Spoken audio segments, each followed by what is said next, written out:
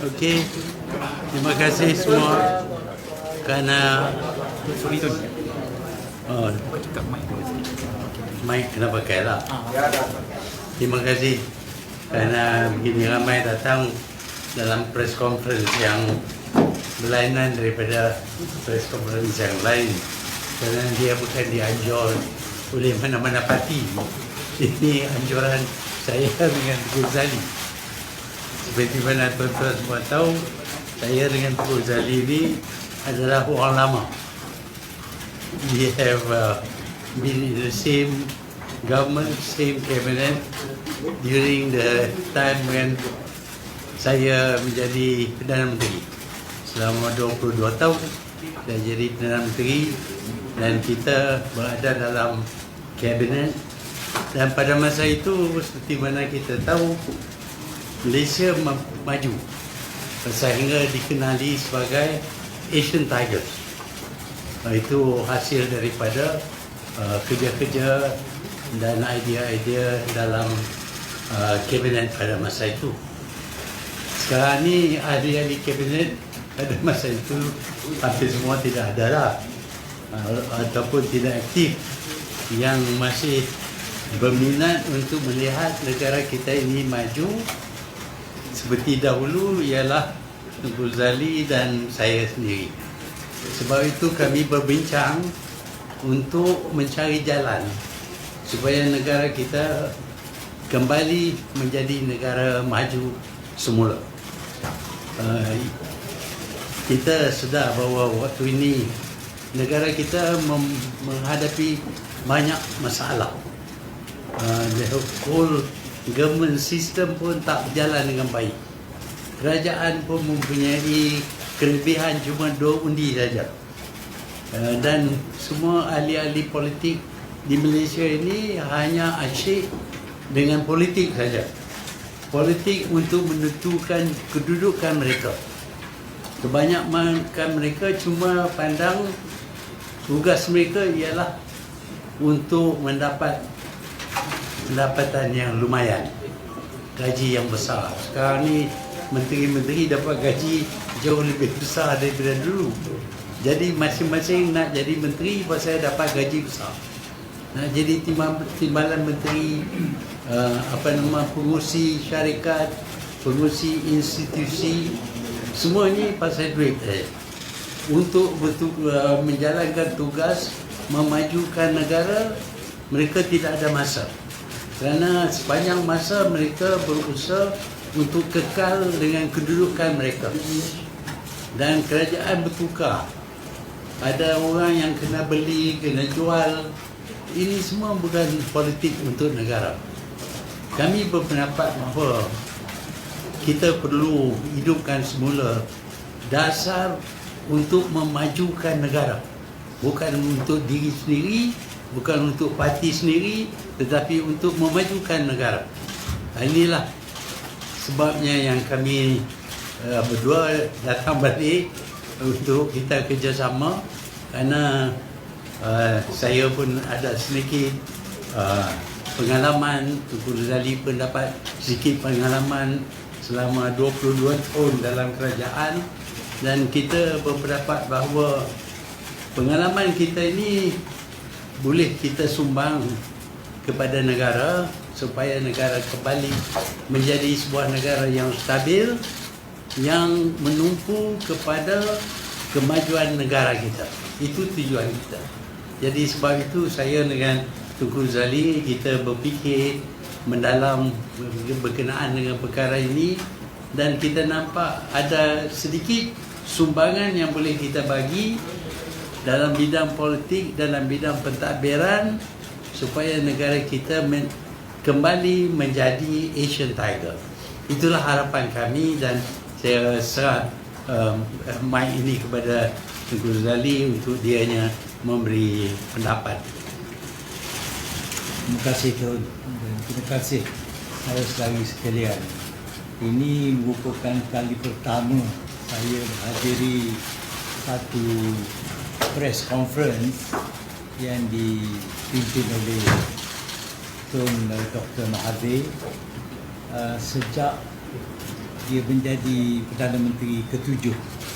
Masa dia jadi Perdana Menteri ke-7, saya tak dekat dengan dia pun.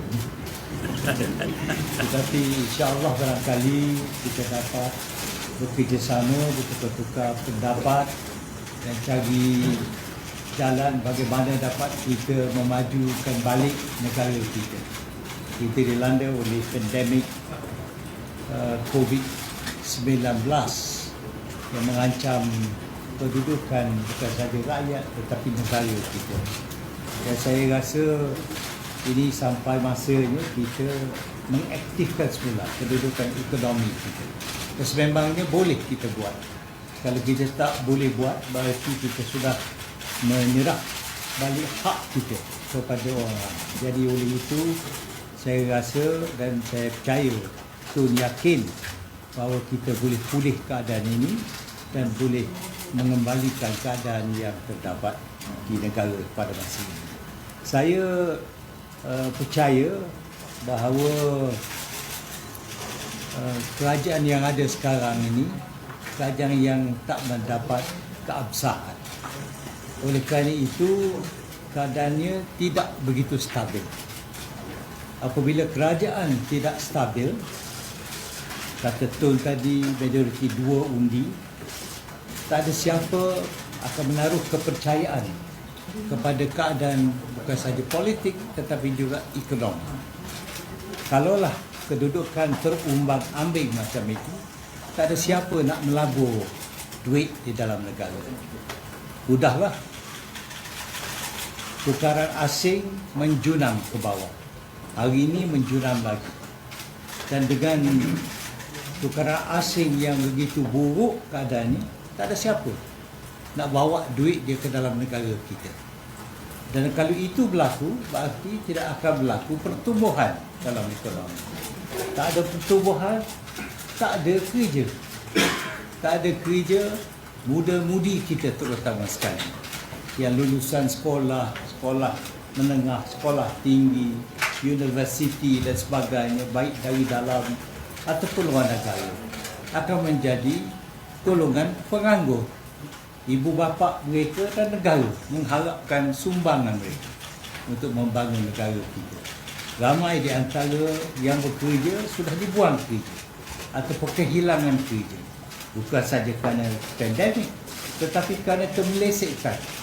Oleh kerana tidak ada dasar yang tetap, yang tegas untuk kita meyakinkan pelabur dalam dan pelabur luar negara untuk menanam modal supaya meyakinkan mereka semua mendapat peluang bekerja untuk membangunkan negara besar. Jadi inilah masalah yang besar. Hatta banyak daripada tindakan-tindakan kerajaan bagus pada permulaannya, tetapi telah menghimpit kehidupan orang yang tidak beradil. Terutama sekali golongan yang berharap kepada kais pagi makan pagi, kais petang makan petang. Ekonomi yang beransur kepada subsisten living. Tidak ada simpanan. Kalau mereka tidak ada simpanan, berarti kalau tak kerja satu hari, keesokan hari tak dapat menyala kehidupan keluarga mereka. No food on the table. Berarti keadaannya akan bertambah buruk.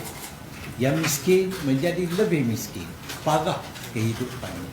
Dan kita semua rasa simpati. Tetapi rasa simpati saja tak cukup. Kita kena berusaha membantu mereka. And there's no one who should be deprived of food in our country. Sebab bumi kita kaya. Bumi kita subur. Campak apa saja dia tumbuh. Dengan air hujan yang banyak, yang sudah tentu menjamin bahawasanya kesuburan tanaman kita boleh menjamin makanan untuk rakyat kita. Jadi kalau kita hanya rasa simpati dengan mereka yang susah, tak cukup. Kerajaan yang ada kuasa mesti bertegas, mesti mempunyai rancangan membantu orang ramai. Jadi ini yang ada kerja pun hilang kerja. Yang mampu bekerja tetapi disekat sana sini, tak boleh menjalankan usaha mereka. itu tidak menjamin masa depan yang baik. Anak muda-mudi kita yang ada balik dengan harapan dapat membangun negara bersama juga hilang keyakinan. Oleh kerana apa yang diharapkan mereka tidak menjadi kenyataan. Jadi oleh kerana itu, kita berharap kita boleh baiki keadaan ini. Dan saya percaya ini bukan cakap kosong. Kita akan usaha membantu rakyat supaya rakyat terbela dalam apa lapangan yang dipikir munasabah dan baik. Jadi saya percaya rakyat Malaysia sanggup tampil ke hadapan untuk membantu membangunkan negaranya sendiri. Kita orang-orang tua ini boleh memandu mereka, memimpin mereka, memberi bimbingan supaya harapan masa depan lebih baik. This is the world of the young, and it's the tomorrow of theirs, not of ours. Jadi kita nak tolong setakat yang mampu kita lakukan supaya dapat kita, sebagaimana harapan Tun Dr Mahathir tadi, bring back the tigers in us, and that will become another tiger of the East, insyaAllah. Jadi pandemik ini pun kita berharap kerajaan akan membuat kajian semula tentang langkah-langkah dan tindakan yang diambil. Banyak orang kita rasa hampa dan walaupun ada bantuan-bantuan, tetapi sejauh mana boleh seseorang, katalah dengan bantuan 1,500 ke 1,800 bertahan dengan bantuan sebanyak itu. Padahal mereka berharap dapat bantuan sepanjang masa. Dan kita tak mahu nak bantu rakyat. Kita tak mampu nak bantu rakyat. Kita mahu mereka berdiri atas kaki sendiri dengan pertolongan permulaan supaya mereka dapat membangun bersama dengan kita dengan sedikit bantuan daripada kerajaan. Itu harapan kita. Jadi saya berharap perjumpaan kita hari ini akan memulakan langkah yang baru. Langkah yang baru tidak untuk mementingkan Tun Dr Mahathir ataupun saya ataupun sesiapa daripada kalangan kita, tetapi mementingkan rakyat lebih daripada segala-galanya. Terutama sekali bagi mereka yang berpendapat rendah ataupun yang miskin, yang cacat, yang susah. Itulah orang yang kita nak tengok dapat pembelaan sewajarnya. Selain daripada mereka yang menganggur, mereka yang dipotong gaji dan sebagainya, baliklah semula. Kita nak tengok rancak semula program kita menerima kunjungan pelancong-pelancong luar negara untuk menjamin restoran kita hidup balik, hotel-hotel kita dibuka balik supaya dikunjungi oleh orang melihat indahnya Malaysia kita. Terima kasih.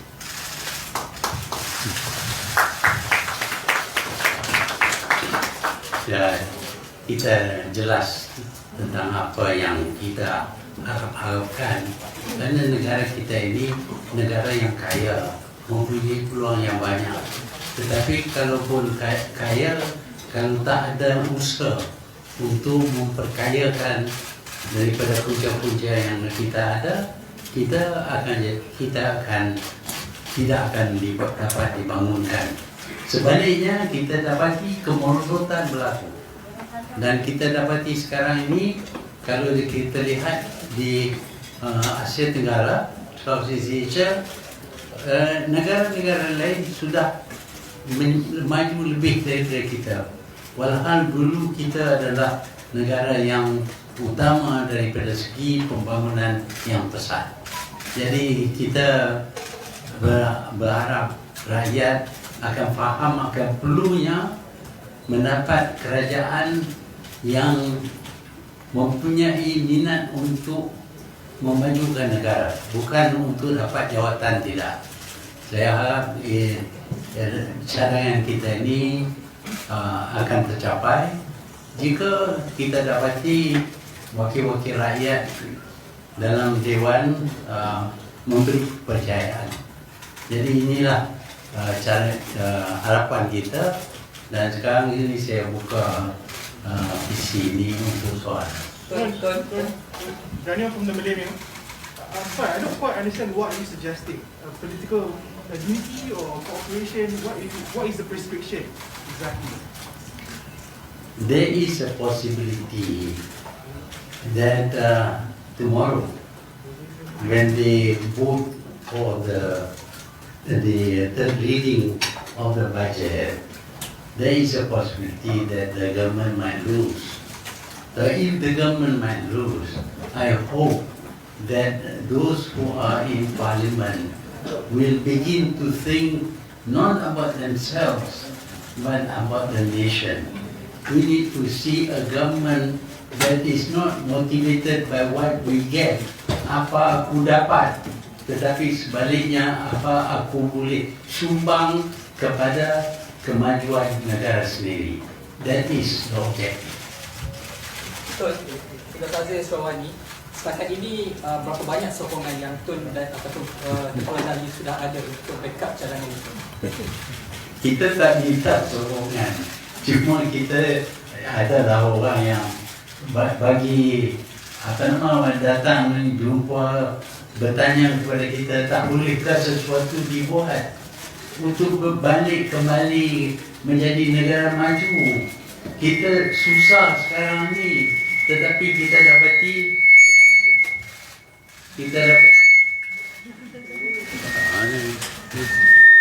sabotaj. Kita dapati bahawa kerajaan ini cuma terlibat dengan politik diri sendiri saja. Tak ada satu strategi untuk memulihkan ekonomi negara dan juga untuk menangani masalah COVID-19 ini. Kita dapati ada menteri banyak, sampai 30 lebih, tapi tak nampak menteri buat apa pun. Sebabnya kerana mereka tidak ada pengalaman, tak ada experience. Apa yang kami ingin lihat, seperti yang didesak oleh orang ramai. Banyak kawan-kawan datang, banyak ahli profesional datang. Can't you do something? Jadi susahlah kita nak kena do something, kita dorang ya. But we are going to try. So we hope that we will get the support in order to implement the ideas, the practical experience yang kita ada untuk kebaikan negara kita. Bukan untuk kami berdua. Kami berdua tak payah bayar gaji pun tak apa dah. Jadi dah cukup lah. Government bagi duit banyak, pencen. Jadi ini tujuan kami, nak berkhidmat untuk negara, untuk kemajuan rakyat negara kita ini. So what is the why are you saying that tomorrow the government might lose the vote? Tomorrow they have to vote for the third reading of budget. So when there is a vote, there is a possibility, of course, that the government may lose the vote. If the government loses, then we have no government. So there is a need to form a government. But when we want to form a government, we hope that they pick a government that is dedicated to serving the country and the people. Not because I want to be a prime minister, not because I want to be a menteri so that I can get good pay. That is, I hope the Wakil Rakyat will choose wisely. Do you have a lineup of the new government? Should the government? No lineup.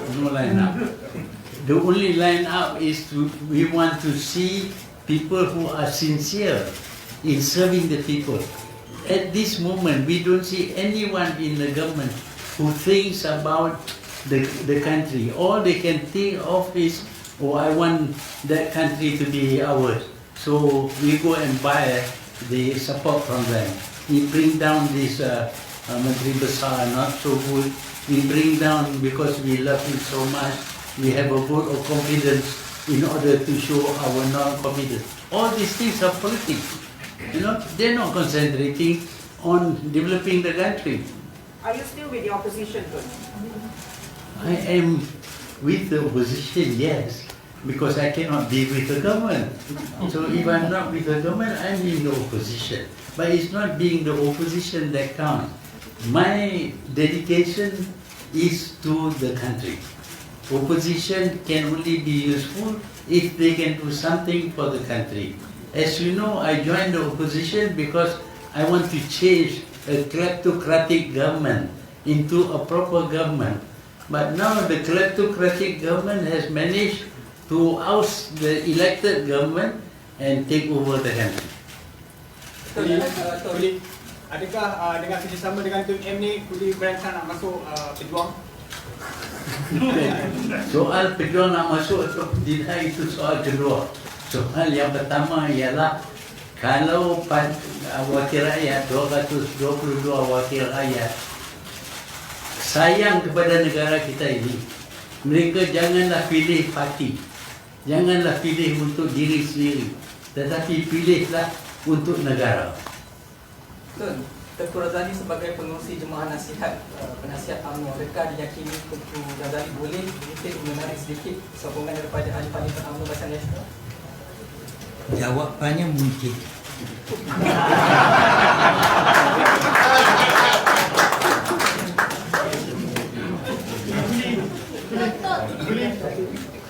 Again from the Millennium. Kisah from GG Press.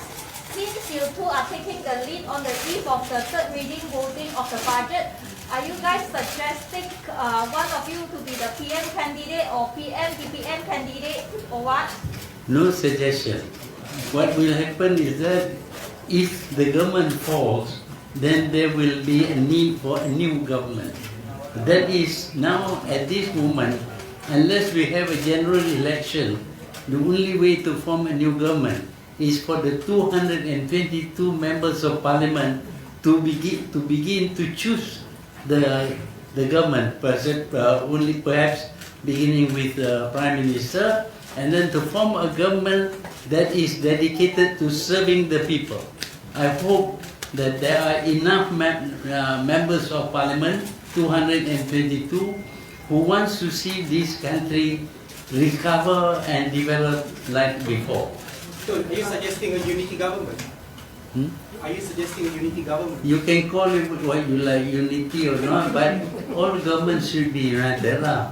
Kalau they're not united, they can't function. But the main thing is that if we are so focused on party, then we forget the nation. Now what is happening is everybody thinks of his party being dominant, but the nation is just forgotten. They don't care at all except when the nation pays them their gaji. Tun, boleh Tun komen sikit tak berkenaan dengan mengatakan dakwaan anuan dapat 10 sokongan daripada MP. Jadi kalau kata benda tu betul, adakah perlu kerajaan sekarang ni ialah buat bubar parlimen, buat PRU ke? Isu kita akan tahu. Kerana isu kita ada mengundi. Soal statutory declaration ni banyak dah, semua orang send. Semua itu dulu sokong saya 100%. Opposition pun sokong, government party pun sokong, tapi tak mana. Bila dia main nak buat choice, dia buat yang lain. So SDs do not count. What happens is what happens in parliament. Do members of parliament want something done for this country or not? Betul, sekiranya Datuk Sri Anwar benar-benar ada sokongan yang diperlukan, adakah Tun dan Tengku Razaleigh akan menyokong Datuk Sri Anwar? Iyalah, kalau kita ikut apa yang majoriti nak. Betul. Benar ke begitu? Tak benar ke begitu? Question. So, what happens tomorrow? I'm hearing it right. You are calling for a political interregnum following the vote tomorrow so that a new government could be formed. But wouldn't that hurt the rakyat the most? More political instability in the coming weeks. The rakyat is completely hurt right now. They are fed up with politicians who think only about themselves and their parties. What they want to see is a new government that concentrates on helping the rakyat and developing the country. Now that you are sitting with an opposition, and announcing this? Are you announcing that you are working with the opposition against the government that your party is with? I am here sharing the platform with Tone purely because I want to make sure that we have a legitimate government. The government we have today is not a legitimate government, and the Prime Minister that is in office today is not a legitimate Prime Minister. Are you prepared to face disciplinary action from UMNO? What disciplinary action? Everybody can support whoever they want to support. Words by Zahid Hamidi himself. The president of UMNO had previously stated that there was a time where it was suspected that some members of parliament from Barisan Nasional had supported Anwar. When he was asked, he literally put it in a way that meant I do not have control over what we do, which actually is a breakaway from Barisan Nasional norm. Now, Zahid, actually I'm asking you to comment on my statement. So Zahid has made a political statement saying that this is the new era of Barisan Nasional, where the president has absolutely no say as to who does what, stands on which platform, where, how. So basically, that has given Tengku Legitimacy. Legitimacy. The free pass to say who you want to be seated next to. Of course. And today is a testament. This is a testament of Zahid's statement. Do you agree? Yes. Yesterday, 2 days ago, Warisan had announced Datuk Sri Shafie Abdal, who has also nominated himself for the Prime Minister's post at one point, has also announced that they are coming to be a national party. Is that part of your plan? I'm being accused of planning everything, including my downfall.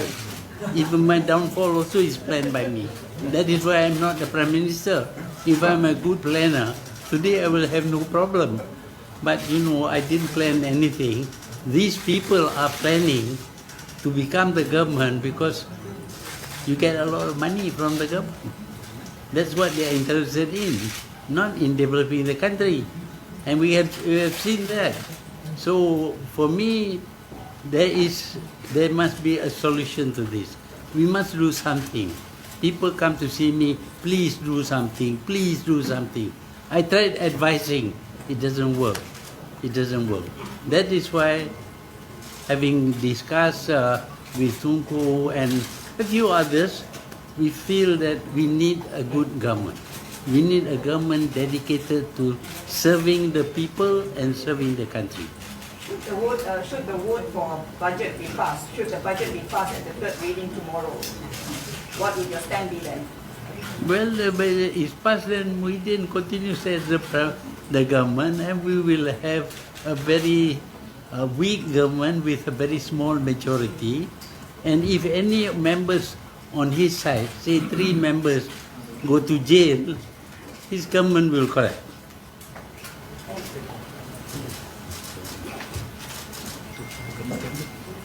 Okay. Have you discussed this with Datuk Sri Anwar Ibrahim as the chief opposition? No, he has no contact with me, so I can't discuss it with him.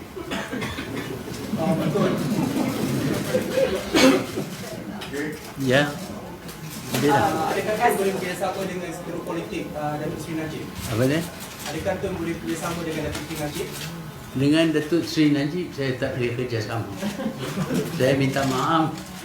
Saya dijemput untuk jadi Perdana Menteri sebelum Muhyiddin jadi Perdana Menteri. Saya kata kepada dia orang, satu kerajaan yang bergantung kepada Datuk Sri Najib untuk jadi kerajaan bukanlah satu benda yang saya boleh terima. Tapi Muhyiddin kata dia boleh terima. Dia ambil lah. If Datuk Sri Najib and Datuk Sri Zahid, who you claim are kleptocrats in the other government, give their votes to support your plan, would you take it? They can support, but they're not going to be members of the government if I do get to be the government. How long would you see a formation of a government as soon as should the vote fail tomorrow? For the sake of the country, members of parliament must be responsible. They are elected in order to govern this country. They cannot always be thinking about themselves. They must think about the country. And if the country needs a government urgently, they can decide urgently. So in the 1980s, when you were Asian Tigers, the economy has changed somewhat. The way the economy works, the way business works. Are you still qualified to push the country towards becoming Asian Tigers with the knowledge Maybe that you ran the country? Maybe Asian lions.